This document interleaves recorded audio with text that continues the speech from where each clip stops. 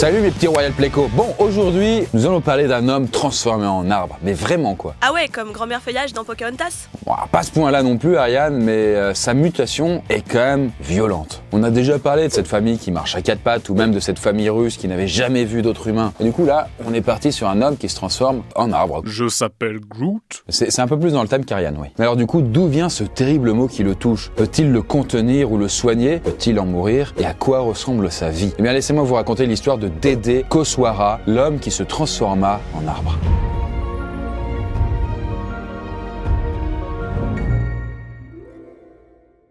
Bon, Dédé, il est né en 1976 dans un petit village en Indonésie. On connaît pas grand-chose de son enfance, mais on sait quand même qu'il grandit dans une famille très pauvre. Mais notre point de départ, c'est que quand il est alors enfant, il se fait une grosse blessure au genou. Un peu de mercurochrome, un sparadrap et zou. Eh bien, crois-moi qu'il aurait préféré juste ça, mais les choses vont être un peu différentes. Un peu comme du coup Spider-Man quand il se fait mordre par une araignée, quoi, tu vois. Du changement? Ouais. Monumental. Sauf que là, tu te transformes en arbre et puis c'est ça les super pouvoirs. En tout cas, Dédé, rapidement, il voit sa blessure s'infecter. Mais surtout, des sortes de petites verrues très dures vont pousser sur son corps. Et là, bien évidemment, lui, il n'a aucune idée de ce qui lui arrive. Mais c'est venu d'un coup en fait? Bah écoute, en fait, pour la manifestation, ouais. En fait, sans le savoir, Dédé souffre d'une affection très rare qui est d'origine génétique. Cela se manifeste pendant l'enfance et généralement vers 6 ans en moyenne. Mais ça peut aussi se produire lors de l'adolescence, en fait. Sauf que ces petites choses vont rapidement dégénérer. Et plus les années passent, plus l'état de Dédé s'aggrave. Et une fois à l'âge adulte, Dédé a des excroissances qui mesurent plusieurs dizaines de centimètres et des mains qui pèsent plus de 5 kilos chacune. Je vous laisse apprécier cette image très représentative. Ce n'est pas un photomontage. Hein. Donc vous l'aurez compris, se faire un gratin dauphinois, c'est un peu délicat, quoi. Ouais, ça fait chaud. Et du coup, Dédé, lui, il bosse dans le bâtiment. Mais rapidement, il s'est rendu compte que c'est devenu un peu compliqué pour bosser. Et par extension, de trouver de l'argent pour entretenir sa femme et ses 2 gosses. Et donc, on va pas se mentir, sa vie devient de plus en plus un enfer, quoi. Les différentes verrues sont de plus en plus nombreuses et envahissantes. Et il est principalement touché au niveau des mains et des pieds. Mais, vous le voyez, hein, les fameuses verrues continuent de pousser partout sur son corps. Mais aussi sur son visage. En gros, il devient un peu comme un clicker dans The Last of Us. Décidément, toi, t'as un vrai crack aujourd'hui, hein. Mais ouais, un peu, en vrai. C'est malheureusement l'apparence qu'il va avoir peu à peu. Et c'est con parce que, à quelques morsures près, s'il se faisait piquer par une araignée, il pourrait grimper aux arbres et puis tirer des toiles, quoi. Et bon voilà, le temps passe et Dédé est de plus en plus handicapé par cette maladie. Il n'arrive par exemple plus à pêcher, pour des raisons un peu évidentes, quoi.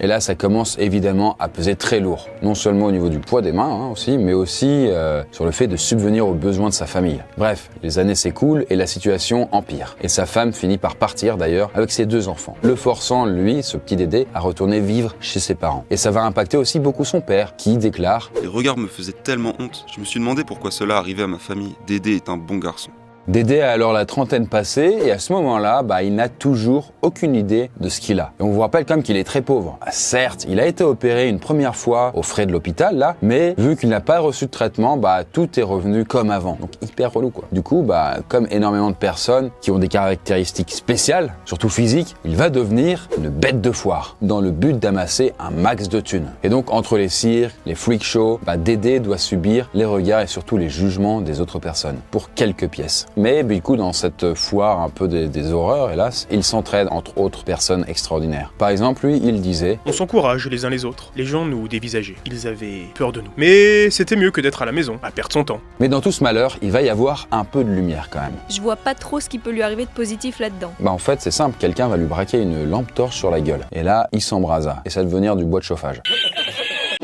Chris, on est en train de te perdre là. Oui, qu'est-ce que je disais du coup? Ouais, putain, je suis allé trop loin, ouais. Oui, il va y avoir un peu de lumière, je disais. Du coup, ouais, il y a un reportage qui sera réalisé par Discovery Channel qui fera connaître le visage et la maladie de Dédé au monde entier. En 2007, alors qu'il a 36 ans, il y a un certain docteur Anthony Gaspari, un dermatologue américain, expert dans son domaine, qui entre en scène. Ce dernier est fasciné et très intrigué par la pathologie de Dédé. Parce qu'après tout, c'est son métier et la recherche en fait partie. Il veut aussi en faire une bête de foire, mais aux États-Unis cette fois? Pas du tout. En fait, son but est de comprendre ce qu'il a pour le soigner potentiellement. Hein. Et du coup, direction le petit village paumé de Dédé en Indonésie pour lui rendre visite et l'étudier de près. Et là, au menu, prise de sang, prélèvement divers avec, entre autres, des biopsies. Donc voilà, on prélève des morceaux de Dédé, des morceaux d'arbre, quoi. Et là, après un petit temps, machin et tout, le diagnostic tombe enfin. Dédé souffre d'épidermodysplasie véruciforme. Camoulox, également connu sous le nom de syndrome de Lutz-Lewandowski. Et cette charmante maladie, comme vous le voyez visuellement, bah ça fait également partie des papillomavirus et il y en a plus de 100 types. Mais ça touche pas que les femmes, ça? Pas du tout, Ariane, bien au contraire. Même si, effectivement, c'est vrai que les papillomavirus sont quand même très répandus chez les femmes et peuvent d'ailleurs causer chez elles des cancers du col de l'utérus.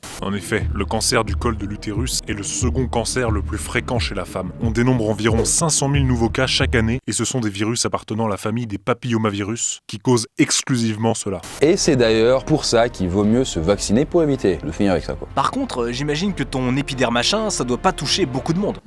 Très bonne remarque. Effectivement, en vrai, c'est très rare, hein, du coup. Seulement quelques dizaines de cas dans le monde entier. Et il n'y en a que seulement quelques-uns qui atteignent des proportions propres à ce qu'on voit avec l'Indonésien, là, Dédé. Mais on va revenir sur d'autres cas après. Bref, en tout cas pour Dédé, on remarque également que son système immunitaire n'est pas au top. Il a également du coup du mal à combattre cette infection, ce qui explique grandement qu'elle prenne ses proportions. Mais pourquoi c'est principalement les mains et les pieds qui prennent cher? Bah, bonne question justement. Bonne question. Bonne question.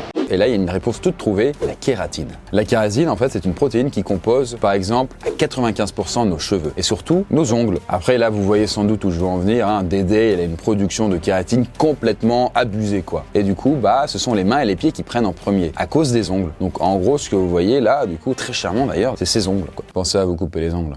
Mais bon, maintenant que tout ça est clairement identifié, bah, ce serait quand même sympa de prendre Dédé en charge et trouver une solution. Et donc, est-ce qu'il va pouvoir guérir? Eh bien, pour le docteur Anthony Gaspari, bah, le but est dans un premier temps de contenir ce problème d'immunodéficience. Et pour lui, bah, ça passe par une grosse cure de vitamine A.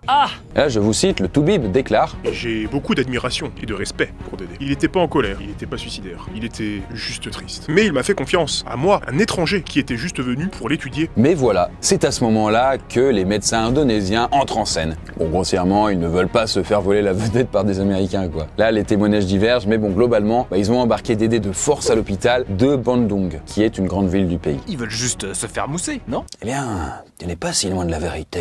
Oui. En plus d'avoir droit à un traitement de roi avec une chambre solo, ce qui est quand même rare en vrai du coup, et un personnel aux petits oignons, eh bien il attire les caméras de tout le pays à l'hôpital. Mais après en vrai à la limite si ces médecins veulent juste se faire mousser, mais qu'ils le soignent quand même, pire c'est pas dramatique quoi. Sauf que là-dedans le docteur indonésien qui gère le cas de Dédé à Bandung n'est pas vraiment du même avis que le docteur Gaspari. C'est-à-dire qu'ils ont pas la même idée sur la façon de traiter la maladie. Parce que pour lui, il faut tout couper, d'accord? Tu coupes tout. Il y a pas de vitamine A ou ce genre de gnognotte quoi. Parce qu'en vrai, bah pourquoi s'embêter à traiter ça avec la vitamine A, machin, leur cure? Il y a juste besoin de scier le tout pour soulager Dédé. Après, on pourrait mettre même ça dans le feu et puis ça ferait des braises et tout, ce serait stylé. Mais ça, bah en vrai, le docteur Gaspari, l'américain, lui, il le cautionne pas. Et il dit qu'il faut soigner le mal en profondeur, pas juste en surface. Le problème, c'est qu'à force de faire des tests supplémentaires, les médecins diagnostiquent une tuberculose à Dédé, en plus de ses autres maux. Il faut d'abord soigner cette maladie précise avant de penser à la suite. Une période d'attente pendant laquelle bah, les médecins vont donc joyeusement s'écharper. Là, le docteur indonésien, lui, il maintient qu'il faut couper, alors que l'américain, lui, il dit qu'il doit d'abord contenir le papillomavirus. Du coup, voilà, les Indonésiens, ils le soignent quand même de sa tuberculose, et une fois ça fait, le docteur indonésien prend effectivement l'initiative donc de l'opérer pendant plusieurs heures, dans le but de lui enlever quand même plus de 5 kilos d'excédent de bois. Et du coup, il va multiplier les opérations pour également enlever les différentes verrues qui sont présentes partout sur le corps de Dédé, principalement au niveau du visage, quoi. Et du coup, le toubib américain va se faire voir? Pas tout à fait, car l'équipe indonésienne a finalement donné à Dédé, en parallèle des opérations, le fameux traitement aux vitamines A, qui sont préconisés par le docteur Gaspari, quand même.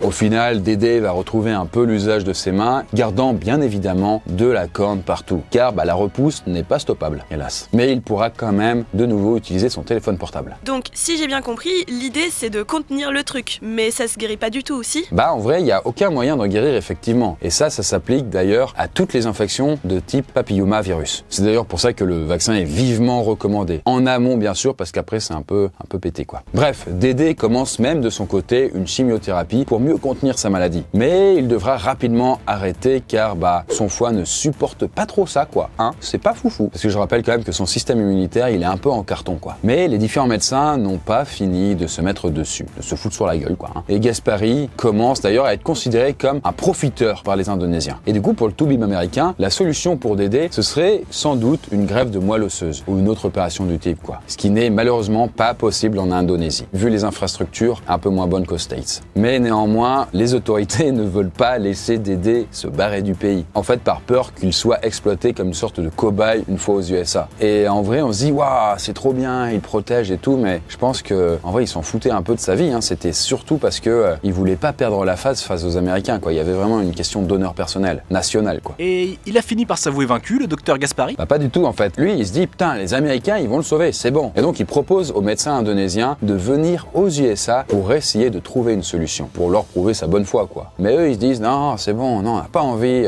laisse Dédé tranquille avec ses croûtes, quoi. Et donc pour Dédé, la seule et potentielle solution se trouve aux États-Unis, mais ça semble inaccessible. D'ailleurs, il le déclare lui-même. Pour un remède, j'irai n'importe où dans le monde. Mais bon, malheureusement, ça ne dépend pas que de lui. Bref, le temps passe, et pendant la dizaine d'années suivantes, il va y avoir aucune avancée majeure. Et Dédé va accumuler les rechutes et déclarer, entre autres, Mon corps m'a trahi, encore une fois. Qu'est-ce que je peux faire de plus? et d'ailleurs, ça y est, il franchit le stade de super-héros puisqu'il se fait appeler Tree Man, l'homme arbre. J'imagine qu'on le verra pas dans le prochain Avenger. Qui sait en même temps, la vie, qu'est-ce qu'elle nous réserve.